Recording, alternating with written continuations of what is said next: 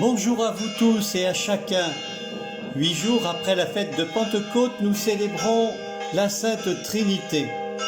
Vous le savez bien, au nom du Père, du Fils et du Saint-Esprit, ce signe de croix que nous traçons si souvent sur nous-mêmes et qui représente cependant une réalité tellement immense qui porte toute notre foi et même notre vie quotidienne.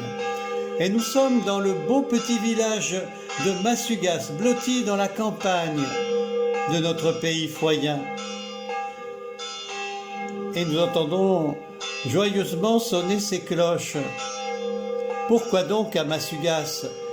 Mais rappelez-vous que dimanche dernier nous étions à l'église de Juillac, une église dont nous avons visité les vitraux, transcendés chacun par l'Esprit Saint, représenté par la colombe en haut du vitrail, par l'eau fécondée en bas du vitrail et par les personnages bibliques représentatifs de cette manifestation de l'Esprit Saint.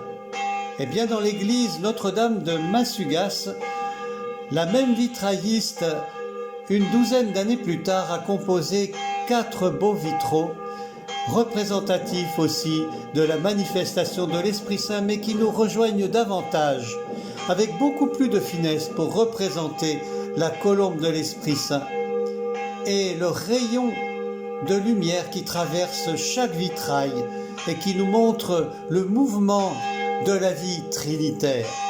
Alors je vous propose au début de cette célébration, de ce temps de célébration, d'écouter, d'intérioriser un hymne du Moyen-Âge, du XIIIe siècle, Alta Trinita Beata.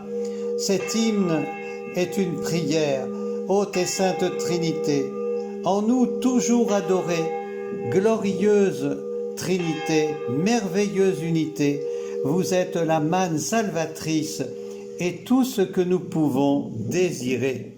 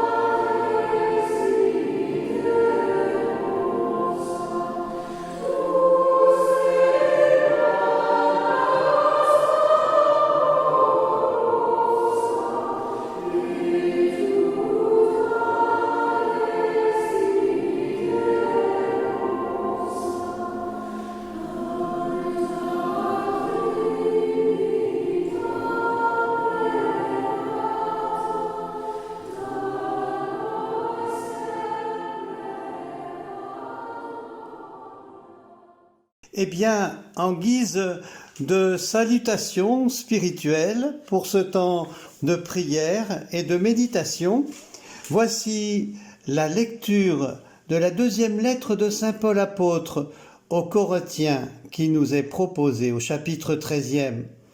Frères, soyez dans la joie, cherchez la perfection, encouragez-vous, soyez d'accord entre vous, vivez en paix, et le Dieu d'amour et de paix sera avec vous. Saluez-vous les uns les autres par un baiser de paix. Tous les fidèles vous saluent. que la grâce du Seigneur Jésus-Christ, l'amour de Dieu et la communion du Saint-Esprit soient avec vous tous.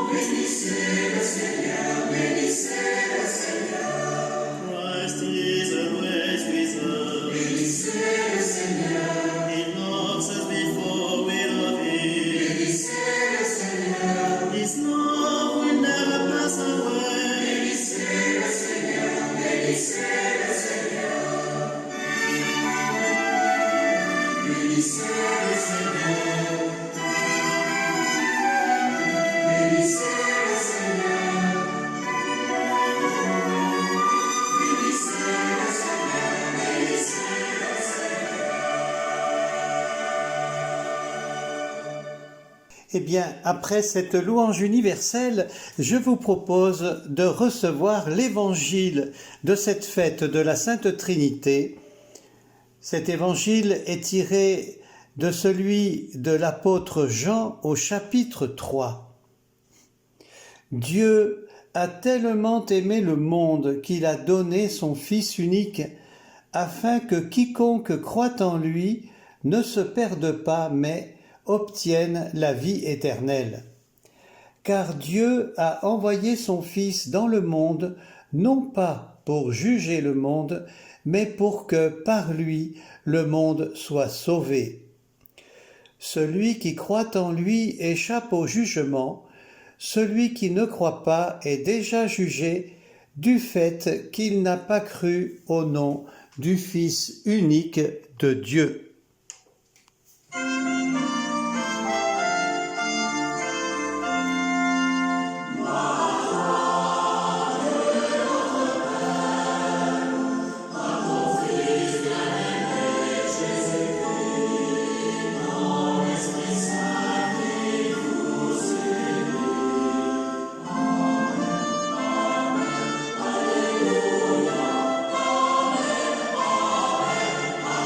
Alléluia.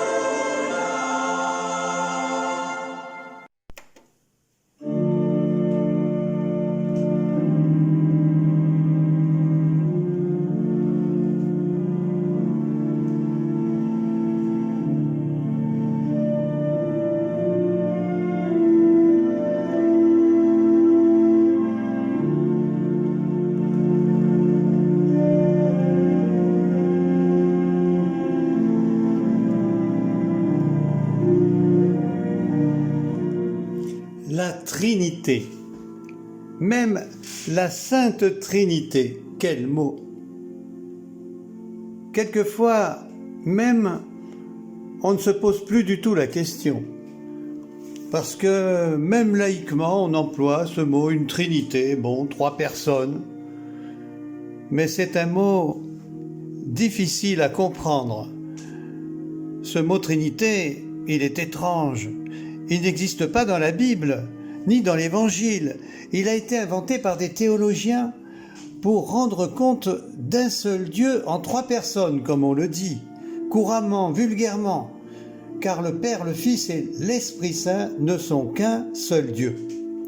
Ça cause d'ailleurs quelques difficultés dans les dialogues, on va dire écuméniques ou interreligieux, davantage interreligieux, notamment avec l'islam ou d'autres religions.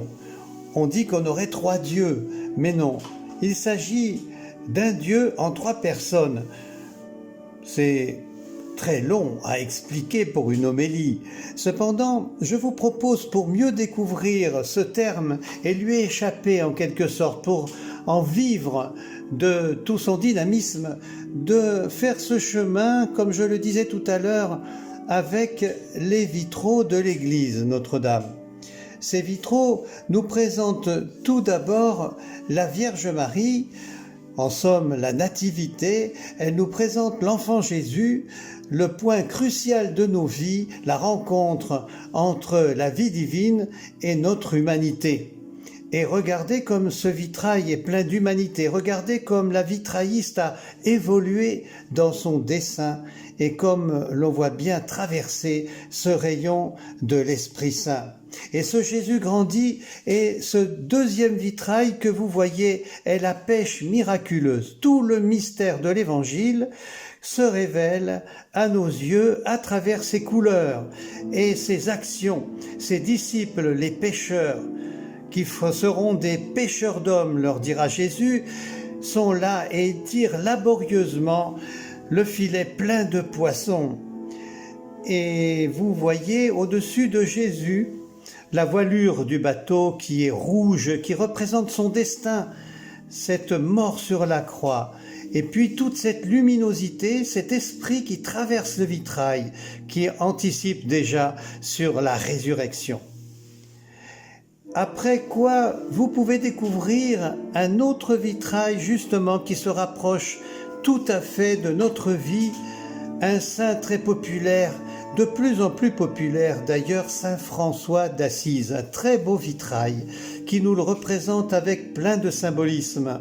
Regardez évidemment cet oiseau, mais si vous examinez bien le loup de Gubbio, vous savez, cet homme converti finalement, cette parabole de l'homme qui se convertit, qui change son cœur et qui passe du tempérament de loup au tempérament du frère.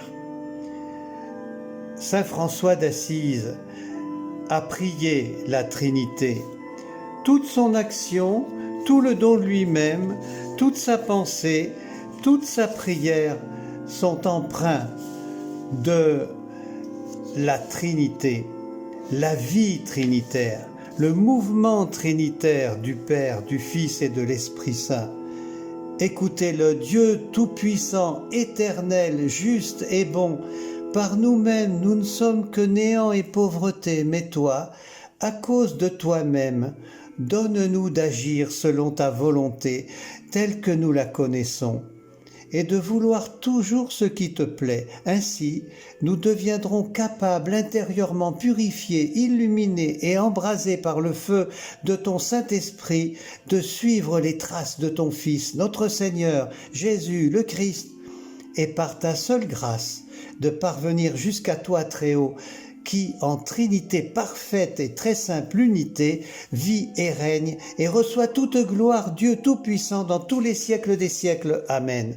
Saint François d'Assise est un homme simple et il aime employer de belles tournures, à la mode à l'époque d'ailleurs, pour parler à Dieu avec beaucoup de respect, à travers bien sûr tous les éléments de la création, mais surtout les éléments de son cœur. On sait bien que le pape François reprendra, bien sûr, ses propos de François d'Assise en appuyant bien sur cette invitation de Dieu à créer un monde nouveau, plus beau. Son encyclique Laudato Si est plus que jamais à la mode. Et tout à l'heure, nous partagerons pour terminer cette méditation la prière du pape François. Vous avez ensuite un vitrail qui représente un pèlerin de Compostelle. Ce très beau vitrail où on le voit sur le chemin et qui se distingue dans le fond la basilique de Compostelle. Déjà, on entrevoit le but. Et le Saint-Esprit transcende tout cela. Il est là, il monte, il avance comme il le peut, dans un chemin qui zigzague. Il représente notre vie. Rappelez-vous dans ces dimanches la réponse de Jésus à Thomas. Mais Thomas, je suis le chemin qui mène à la vérité et à la vie. Combien de pèlerins découvrent au cœur de cette marche bien concrète, dans le souffle de Dieu, qu'ils ont un cœur qui se transforme, un cœur vivant qui les porte, qui leur donne l'espérance, qui les relève sans cesse. Je connais certains pèlerins qui sont arrivés là-bas et qui ont sombré dans des pleurs plusieurs jours, mais des pleurs qui peu à peu se transformaient en pleurs de joie. Ces vitraux, gardez-les au fond du cœur pour bien représenter en vos esprits cette démarche d'humanité. Vous savez, ce mot est difficile, mais il s'agit plutôt de le vivre. Et autrefois, on représentait souvent un Dieu d'abord puissant qui pesait sur nous d'une façon autoritaire, écrasante, comme sur le Sinaï. Dieu a imposé un code à suivre, les commandements. Tout homme qui transgresse est pécheur. Et si nous péchons beaucoup, ou si nous mourons en état de péché mortel, rappelez-vous les siècles qui ont suivi, Dieu va nous envoyer en enfer. Ça a fondé la foi sur la peur et non sur l'amour, sur le contrôle et non sur la responsabilisation, sur l'intimidation et non sur l'encouragement, sur la confiance. Ce pèlerin, il avance, c'est nous-mêmes. Nous sommes mus par la vie de Dieu.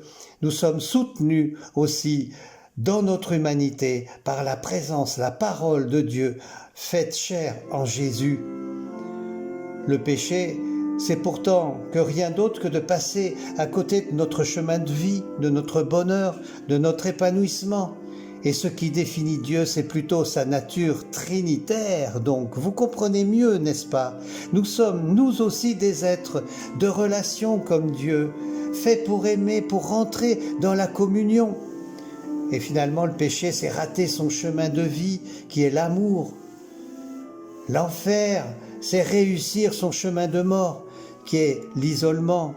Nous l'avons découvert dans tous ces temps de confinement, de réflexion et même de mal-être, encore pour certains qui n'arrivent pas à s'en sortir de ces temps. Dieu, dans la personne de Jésus, prend le risque de mourir pour nous arracher à l'enfer, à nos enfermements. Il est avant tout un Dieu tout-puissant d'amour, qui préfère l'amour au pouvoir, le respect au contrôle, le risque d'être refusé même, à la tentation de s'imposer. Et tout ça doit changer notre regard sur le monde. C'est ça le mouvement trinitaire. Nous devons porter sur le monde un regard d'amour, une relation de compassion, de pardon. Notre regard ne doit pas porter trop de jugement et même pas du tout de condamnation, d'exclusion, de rejet. Nous sommes en chemin pour cela, c'est difficile, n'est-ce pas? Nous avons besoin de toute la force de cet esprit qui transcende en images ces vitraux. Et notre regard peu à peu se christianise, devient comme le regard du Christ au souffle de Dieu. Saint Paul, vous l'avez entendu tout à l'heure, il nous invite à la joie, à la perfection, à nous encourager, à nous mettre d'accord. Et l'Évangile nous le dit, Dieu a envoyé son Fils dans le monde, non pas pour juger le monde, mais pour que le monde soit sauvé. Vous savez, en fin de compte, la Trinité n'est pas un casse-tête, un espèce de truc intellectuel.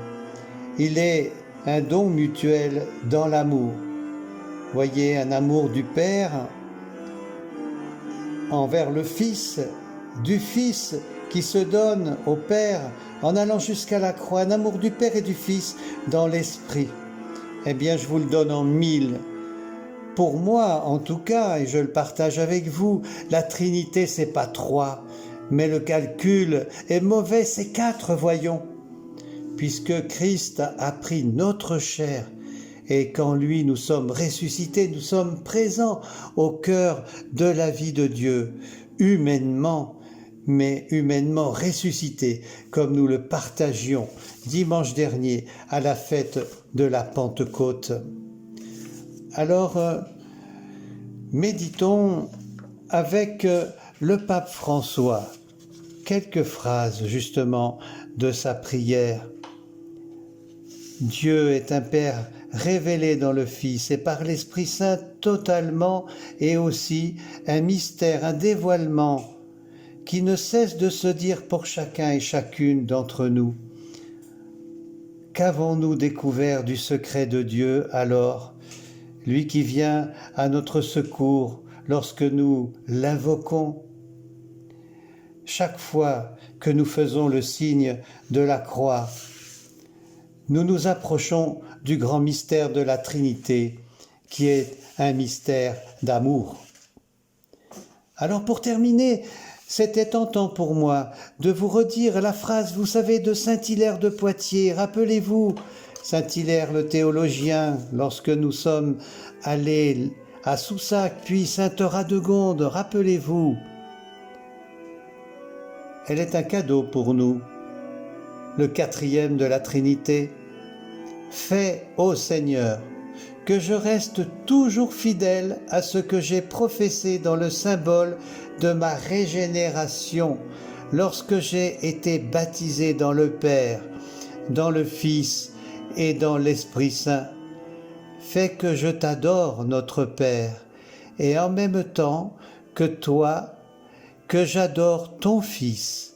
Fais que je mérite ton Esprit Saint qui procède de toi à travers ton Fils unique. Amen.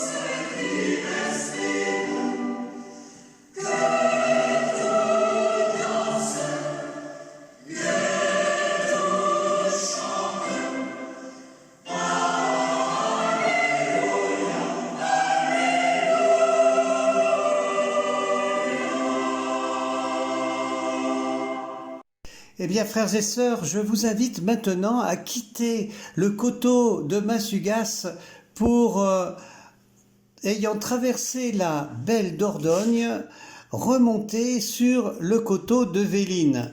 Et pourquoi donc ce coteau de Véline? Mais parce qu'une bonne surprise nous y attend en cette fête de la Trinité.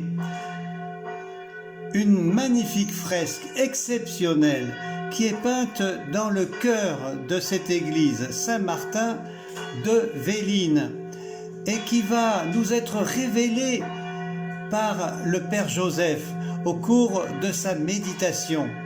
C'est tout un enseignement, c'est tout un dynamisme et les Vélinois qui l'ont peinte ont été bien inspirés et sans doute très instruits de ce mystère de la Trinité. Accueillis par la cloche de cette église, donc, nous allons demander à l'Esprit Saint de nous éclairer pour pouvoir bien recevoir cet enseignement et cette méditation du Père Joseph.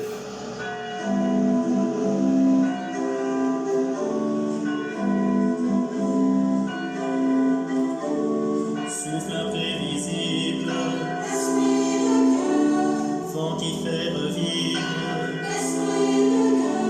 Souffle de tempête, ouvre nos fenêtres,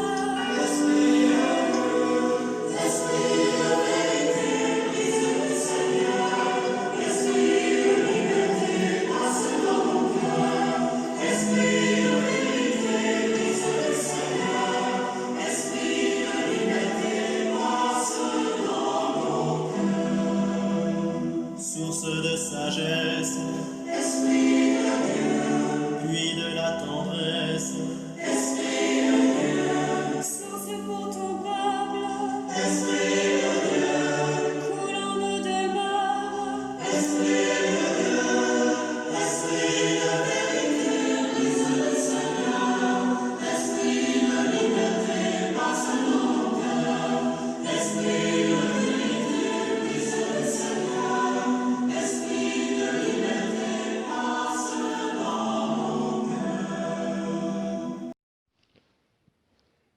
À la demande du Père Hugues et avec joie, j'observe avec vous cette fresque de la voûte du chœur de Véline et je cause.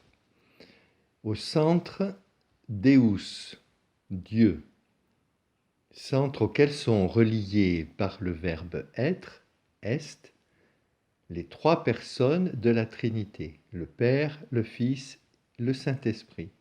Le Père est Dieu, le Fils est Dieu, le Saint-Esprit est Dieu. Et les trois personnes sont reliées entre elles par le même verbe à la forme négative, non est, n'est pas. Le Père n'est pas le Fils n'est pas le Père, le Fils n'est pas l'Esprit n'est pas le Fils. Le Père n'est pas l'Esprit n'est pas le Père. Une façon élémentaire, mon cher Watson, de sortir de la confusion par la distinction. Ce symbole est attribué à saint Athanase, qui est patriarche d'Alexandrie, père et docteur de l'Église au IVe siècle. Parce qu'avant le concile de Nicée-Constantinople, les églises s'essayaient toutes à formuler leur propre symbole de la foi. Césaire, quand il était évêque d'Arles au VIe siècle, a repris à son compte ce symbole dit d'Athanase, que l'on retrouve dans le nœud borroméen, que la famille Borromée, Borromeo en italien, a pris comme arme. Nous connaissons tous saint Charles de Borromée, issu de cette famille. Regardez ce nœud, que l'on retrouve déjà au IIe siècle dans l'art bouddhique afghan, symbole de la force et de l'unité. Plus que ça, symbole de la force par l'unité. Vous pouvez essayer d'en faire un chez vous avec de la ficelle. Ouais, c'est une façon d'intégrer la grande théologie par des petits travaux manuels. Père, Fils, Esprit, et au centre Deus Vita. Ou alors Trinitas, et au centre Unitas. Ou encore Verbum, le verbe, Vita, la vie, Lux, la lumière, et au centre Deus est. Fasciné par ce nœud borroméen, Jacques Lacan en a fait un outil majeur pour parler du réel, de l'imaginaire et du symbolique. C'est un nœud impossible à défaire qui distingue les trois éléments. Le Père n'est pas le Fils, mais c'est par le Fils que nous avons accès au Père. Le Fils se reçoit entièrement du Père, et pour ce faire, il ne peut pas se mettre à la place du Père. L'Esprit n'est ni le Père, ni le Fils, mais sans lui, pas de distinction possible, et donc pas de relation possible entre le Père et le Fils. Saint Paul dira, c'est l'Esprit Saint qui atteste à notre esprit que nous sommes enfants de Dieu. C'est dire qu'il y a un Père et des Fils. Comment cela peut-il encore nous parler aujourd'hui? Même si j'ai conscience de courir le risque de vous embrouiller avec ces considérations quelque peu encyclopédiques. Attardez-vous à déchiffrer personnellement ce symbole. Laissez-le vous faire parler, seul ou en famille. Car nous avons déjà la propension à faire de Dieu le Père un vieillard barbu et isolé, mais nous pouvons considérer aussi la Trinité comme un trio isolé et lointain. Or, la voûte du cœur de Véline nous enveloppe tout entier dans cette relation entre le Père, le Fils et l'Esprit Saint. Ce nous de la Trinité n'est pas un nous à trois, mais c'est un nous pluriel. Nous sommes inclus dans ce nous. Et le baptême nous dit cela. Oui, nous avons été baptisés dans le nom du Père et dans le nom du Fils et dans le nom de l'Esprit Saint. Et quand nous professons notre foi, nous affirmons croire en Dieu, en Jésus-Christ, en l'Esprit Saint. Pas d'acte de foi possible si nous ne sommes pas en Dieu, c'est-à-dire dans le Père, sans se prendre pour Dieu le Père, bien sûr. Nous sommes fils dans le Fils, l'aîné d'une multitude de frères, et nous tenons notre souffle, notre respiration du Saint-Esprit. Nous sommes dans le souffle qui procède du Père et du Fils. C'est le procédé par lequel nous sommes en vie. Je voudrais reprendre la prière que Kenny nous avait offerte lors de son intervention sur la prière monastique. Cette prière de Guillaume de Saint-Thierry au XIe siècle. Toi, Dieu Père, Créateur par qui nous vivons, toi, sagesse du Père par qui nous vivons sagement, renouvelés, toi, Esprit Saint, en qui nous vivons bienheureux, Trinité d'une seule substance, seul Dieu de qui nous sommes, par qui nous sommes, en qui nous sommes, principe vers qui nous refluons, chemin que nous suivons, grâce par laquelle nous sommes réconciliés. Nous t'adorons et nous te bénissons. À toi la gloire dans les siècles des siècles. Après ce petit détour, revenons à l'évangile de Jean que la liturgie nous propose aujourd'hui. Le problème avec un extrait comme ça, 3 petits versets, c'est que ça nous fait tomber dans notre mauvais penchant de prendre la parole de Jésus pour l'énoncé d'un principe, d'une vérité extérieure, comme si elle n'avait pas d'autre office que de justifier un dogme ou une sentence de catéchisme. Or, l'Évangile nous fait entrer dans une conversation intime entre Jésus et Nicodème. Rappelez-vous, il vient de nuit trouver Jésus, peut-être pour parler de sa nuit. Lui qui est pourtant un gradé, un diplômé du catéchisme, il dira « Comment cela peut-il se faire ?» Comme Marie au jour de la visite de l'ange. Osons nous poser la question, comment cela peut-il se faire? Dans la parole qu'il reçoit de Jésus, comme nous la recevons, il entend une parole qui voile tout autant qu'elle dévoile. Une parole qui nous met en éveil, en curiosité, en désir. Ton Père voit dans le secret. C'est le Père qui voit ce que nous ne voyons pas. D'autant plus que cette conversation se passe, je vous le rappelle, la nuit. On n'y voit pas très clair la nuit. Et pourtant,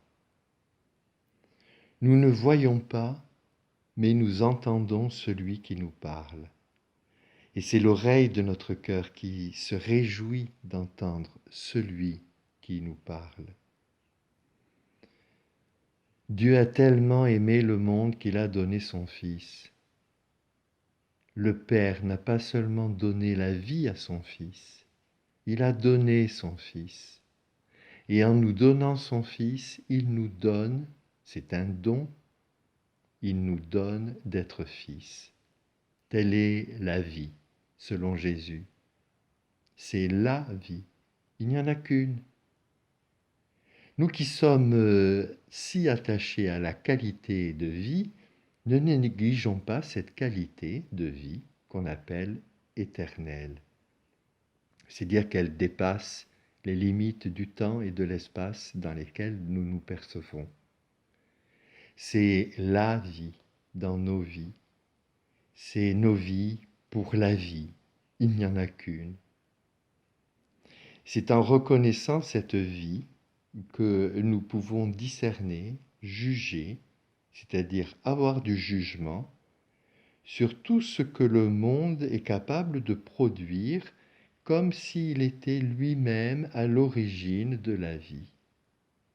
Le jugement, comme le salut du monde, ne tient que dans cette distinction entre la vie qui m'est donnée et la vie que je me fais moi-même, entre la vie que je reçois et celle que je me construis. Et là, je vous le dis, le nœud borroméen est très très instructif. Eh bien, prolongeons notre écoute intérieure de la réflexion et de la méditation du Père Joseph par le chant d'une prière de saint François d'Assise bien connue, dans l'invitation qu'il nous fait du don de nous-mêmes en relation au nom du Père, du Fils et du Saint-Esprit.